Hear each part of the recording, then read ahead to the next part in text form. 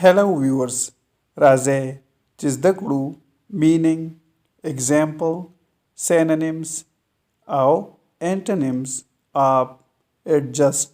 چینل سبسکرایب کړئ او ویډیو کمپلیټ وګورئ. Adjust means سمون، برابرول یا ټیکول. For example, I can adjust the height of the chair. زه د کرسۍ لوړوالی سمولی شم. راځئ چې اوس زده کړو synonyms of adjust. arrange معنی ده ترتیب. set right معنی ده په سمه توګه تنظیم کړئ. regulate معنی ده تنظیمول.